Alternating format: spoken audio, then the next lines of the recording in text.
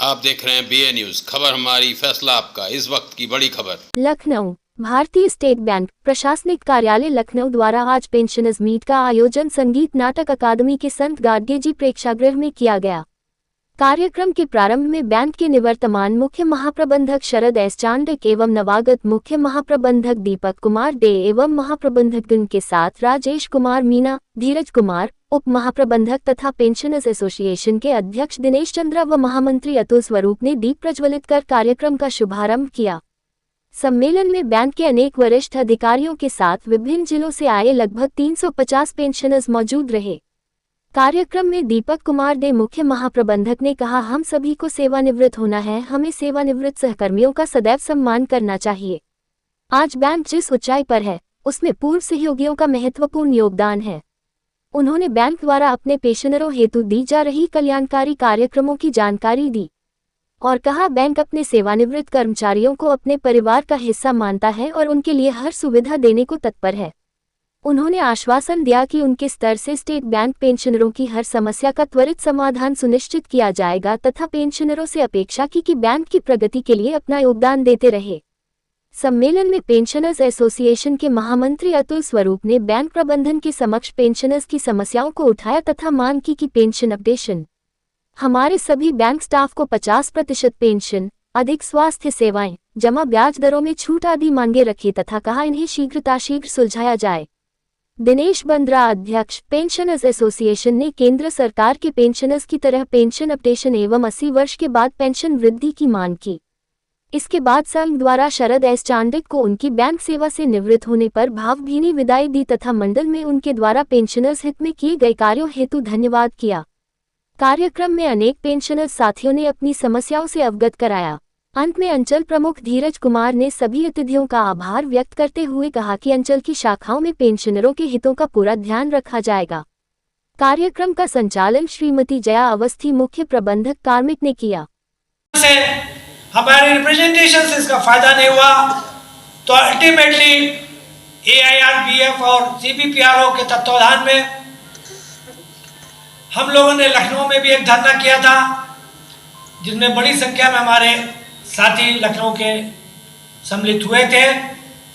उसके बाद all India level के एक धरना जंतर मंतर पे किया गया था और मुझे बताते हुए बड़ी खुशी है कि जंतर मंतर के धरने पे हमारे लखनऊ से कम 100 डेलीगेशन था वहाँ पे। तो एक मास मूवमेंट आप लोगों के माध्यम से मैं चाहता हूँ हर स्तर पे होना चाहिए। पब्लिक को एट लार्ज पता चलना चाहिए कि नाइंसाफी बैंकिंग इंडस्ट्रीज के लोगों के साथ है। जैसा कि आपको मालूम है, 8वां वेतन आयोग 1 जनवरी 2026 से लागू होगा। सरकार ने अभी से आयोग का गठन कर दिया और 1 जनवरी 2026 से न केवल उनकी वेतन बढ़ेगा, उनकी पेंशन भी बढ़ जाएगी। 80 साल की उम्र के बाद सरकार ने 25% इंक्रीज, 90 साल के बाद 50% इंक्रीज, अगर कोई 100 साल पार कर गया तो 100% इंक्रीज। आज भारत की जो स्थिति है, जो मजबूती है, उसमें बैंकों का बहुत बड़ा योगदान है। लेकिन ये नाइंसाफी है बैंकों के साथ कि बैंक और जो पैसा गवर्नमेंट को अपने फंड से भी नहीं देना। जैसा कि पहले सत्र में मैंने बताया था, स्टेट बैंक का पेंशन फंड इतना सक्षम है कि अगर वो अपडेशन करेंगे तब भी उनके पेंशन फंड पे बहुत ज्यादा फर्क पड़ने वाला नहीं है, क्योंकि जितना आउटले पेंशन के पेमेंट पे होता है उससे ज्यादा dividend interest state bank fund को पेंशन। पेंशनर्स की जो समस्याएं हैं या बहुत सारी, जैसे कि सर ने बताया, उसके बारे में कुछ आप बताएंगे, अपना परिचय देते हुए बताएं।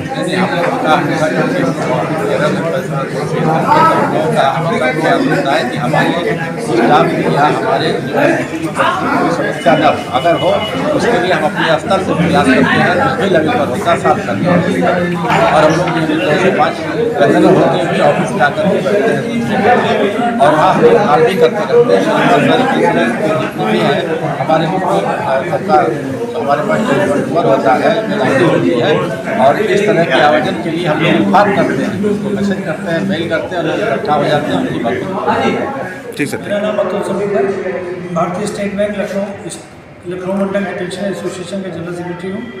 आज यहाँ 29 जनवरी 2025 को हम लोग पेंशनर्स के लिए मीटिंग कर रहे हैं, जो बैंक ने ही ऑर्गेनाइज़ की है। बैंक हर साल अपने पेंशनर्स के लिए साल में एक बार मीटिंग ऑर्गेनाइज करती है और वहाँ पे जो भी पेंशन की समस्याएं होती हैं, जो सुझाव होते हैं, उनको कॉग्निजेंस लिया जाता है, उनका निराकरण का प्रयास किया जाता है। बैंक के वरिष्ठ अधिकारी, मुख्य महाप्रबंधक सारे लोग यहाँ मौजूद थे सुबह, और उन्होंने आश्वासन दिया कि जो भी पेंशनर्स की समस्या है उनको दूर किया जाएगा। हमारी जो 2-3 मुख्य समस्याएं हैं, तो स्टेट बैंक की अपनी समस्या है, 40-50% पेंशन नहीं मिलती थी पहले, अब मिलना शुरू हुई है, लेकिन हमको डेट ऑफ रिटायरमेंट से उसकी डिमांड कर रहे हैं, जबकि इन्होंने 10 नवंबर 2023 से किया। दूसरी हमारा पेंशन अपडेशन, सरकारी विभागों में जब भी वेतन बढ़ता है उसके साथ पेंशन भी बढ़ती है। हमारे यहाँ वेतन तो बढ़ जाता है, पेंशन नहीं बढ़ती है। पेंशन जो एक बार फिक्स हो गई वो हमेशा सेम रहेगी। तो हमारी जब भी वेतन समझौता हो तो हमारी पेंशन उसी बढ़ाए। तीसरा है मेडिकल इंश्योरेंस। मेडिकल के इंश्योरेंस है तो नॉमिनल है और उसका जो प्रीमियम है बढ़ जाता है, तो ऊपर के अधिकारी वर्ग का तो उसको वहन कर सकता है, जो नीचे के लोगों को वहन नहीं कर सकता। जैसे जैसे उम्र बढ़ती है उसी तरह बीमारियाँ भी बढ़ती हैं। तो हमारी है कि फ्री मेडिकल सारे पेंशनर्स के लिए किया जाए, एक हमारी ये भी। सर, पेंशनर की जो समस्या जो है मतलब है, जिससे इस समस्या को किसी अधिकारी या किसी लेवल पर आपने अवगत कराया इस समस्या? हम लोगों ने हर अवगत, बैंक प्रबंधन को भी अवगत कराया, हमने सरकार को भी अवगत कराया। हमारा डेलीगेशन फाइनेंस मिनिस्टर से भी मिल चुका है, हमारा डेलीगेशन लखनऊ के सांसद और रक्षा मंत्री राजनाथ सिंह से मिला है। हर लेवल पर हम लोग को अवगत कराया है, और जब हमारी बातें वहाँ नहीं सुनी गई तो अल्टीमेटली हमने लखनऊ में और फिर जनता मंदिर में धरना किया था, जिसमें पूरे भारतवर्ष के लोग आए थे और काफ़ी बड़ा धरना हुआ।